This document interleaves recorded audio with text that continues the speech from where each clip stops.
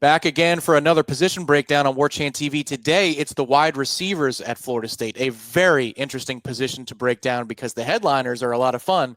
Who's going to fill out the rest of the list for Florida State? He's Irish Rafael, managing editor, Warchant.com. He wrote an article to that end on Warchant entitled Seminoles Wide Receiver Breakdown. Proven transfers lead the way, but Seminoles need others to emerge. That link is at the bottom of this video in the comments section. Ira, that is so true because we know there's a very tall transfer on campus that had a very good spring, and then a guy that they also brought in from the SEC, extremely productive, but on the mend.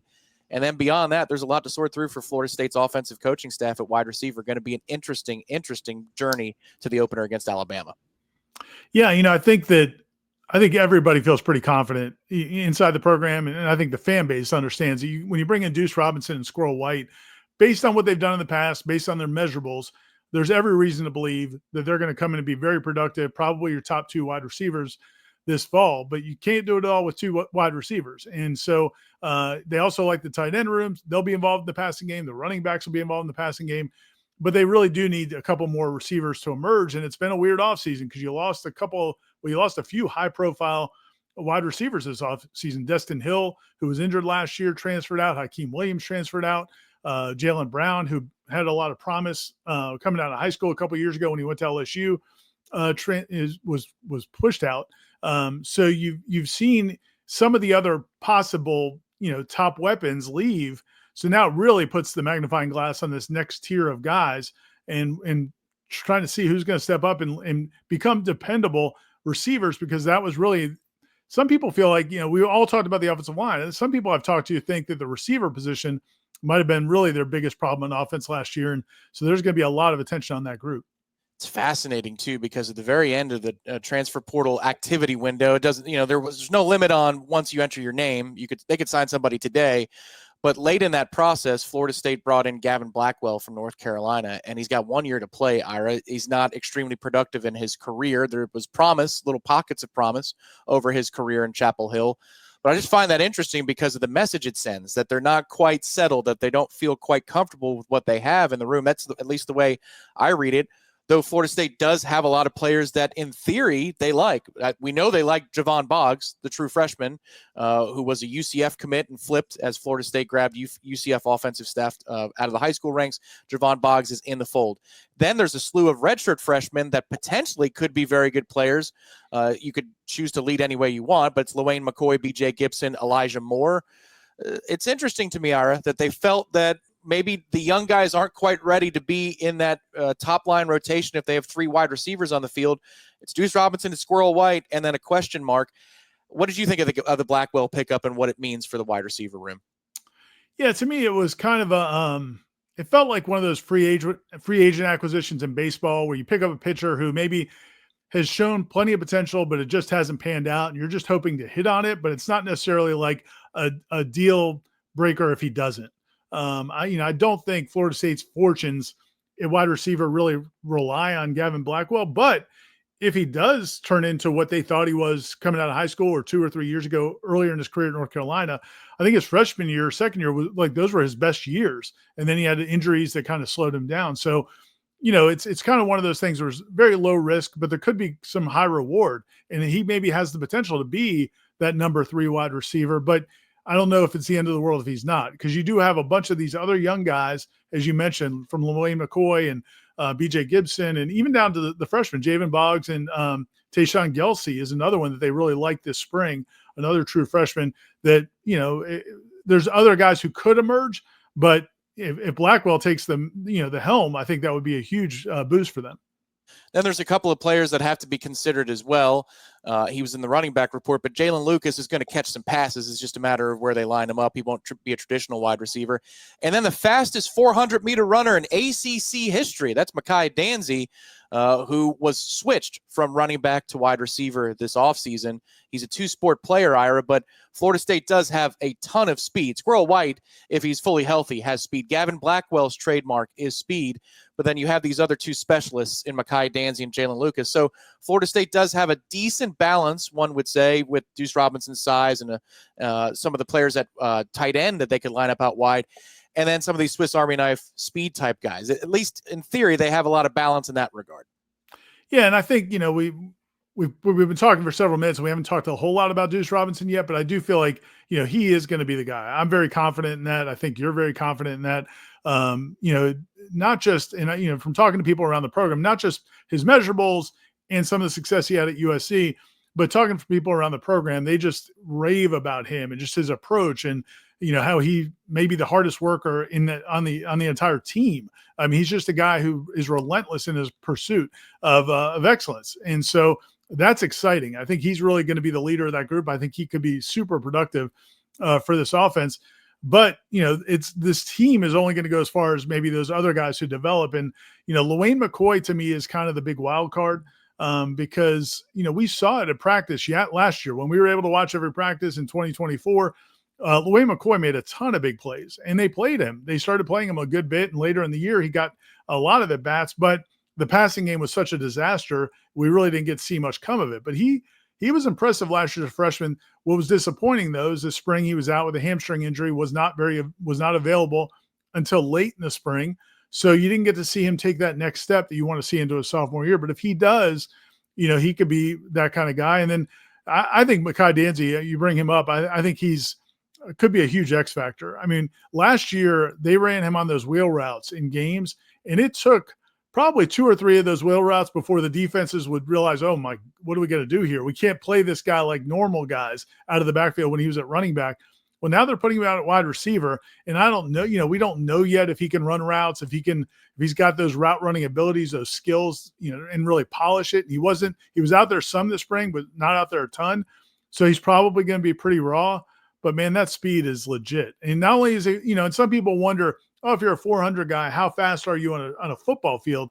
He also was on the 4x100 relay, which FSU won as well. I mean, he's a burner. And I think if I'm Gus Malzahn and what we know about Gus Malzahn, they're going to find ways to get him the ball as well. The loudest I've ever heard Dominic Robinson, our own Dominic Robinson, doing a breakdown. This was off the air, so to speak. We were done filming.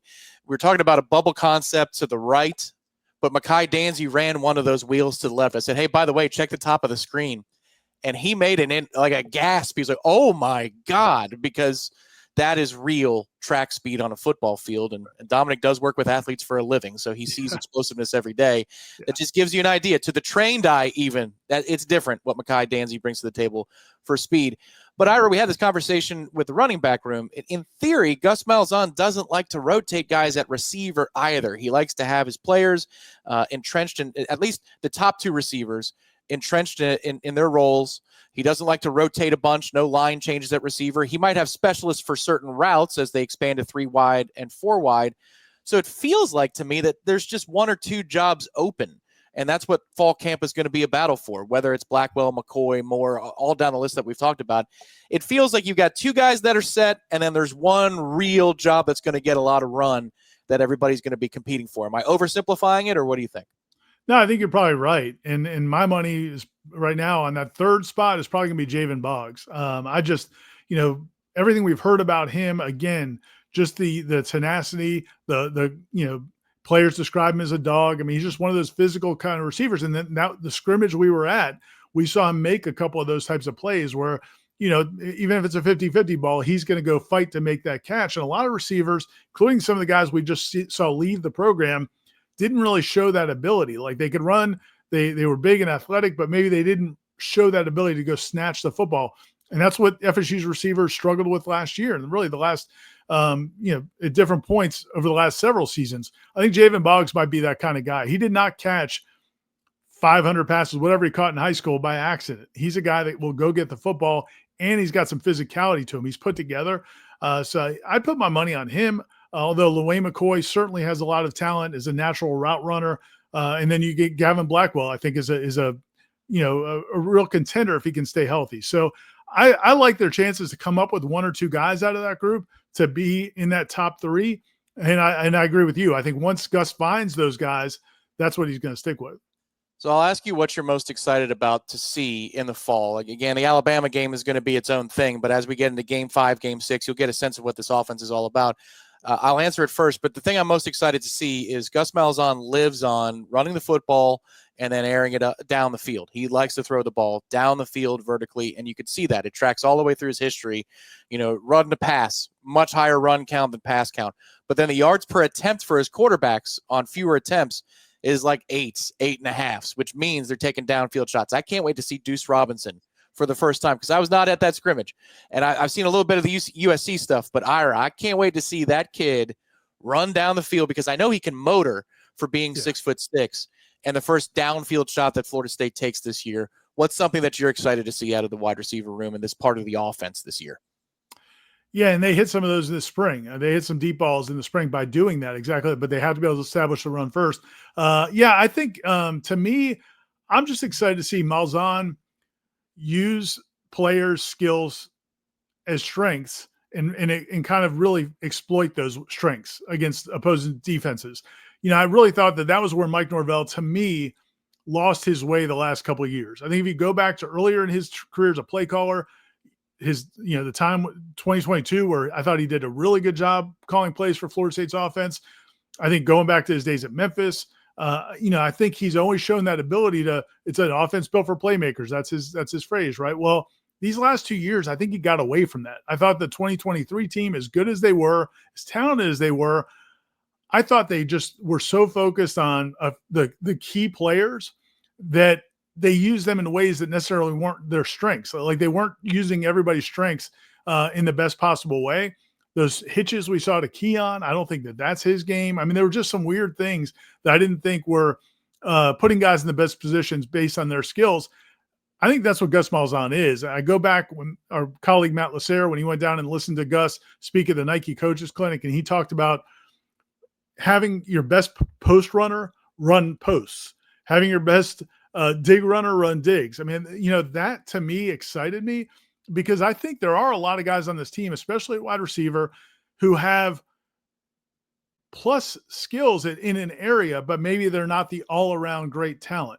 So using Mekhi Danzy in the right way, using Javen Boggs in the right way, using Squirrel White in the right way, those kinds of things excite me. And so to me, overall, if he's doing that, if we feel like if midway through the season we feel like, hey, this offense maybe isn't everything you hoped it would be, but it looks like they're really taking advantage of everybody's talents, I'll feel good about that, because I really feel like that has been lacking the last couple of years. I think we all agree that we would never want to see, not one time, Squirrel White blocking for Duce Robinson in the flat. And that's what happened last year a ton. The equivalent of a Squirrel White blocking for a Duce Robinson. Jalen Brown blocking for Hakeem Williams. Jalen Brown blocking anybody. Really, what that – okay, but we're moving forward, everybody. Make sure that you head over to warchant.com, check out the article that Ira wrote breaking down the wide receivers, because it's got player by player, their size, their attributes, their histories. It's a complete rundown of Florida State's wide receiver position. If you're not a member of warchant.com, now is the time to join the largest FSU fan community in the business. It's $1 for your first week. Get on the tribal council, get on the premium recruiting and transfer portal board. It's a whole lot of fun, and it's a great time to be educated about the Noles as they march towards the opener against Alabama. And students, your membership's free too. We'll put information on that in the comment section as well. Ira, appreciate the time as always, and I'm sure we'll be talking very soon for another breakdown. Sounds good. Thanks, Tom.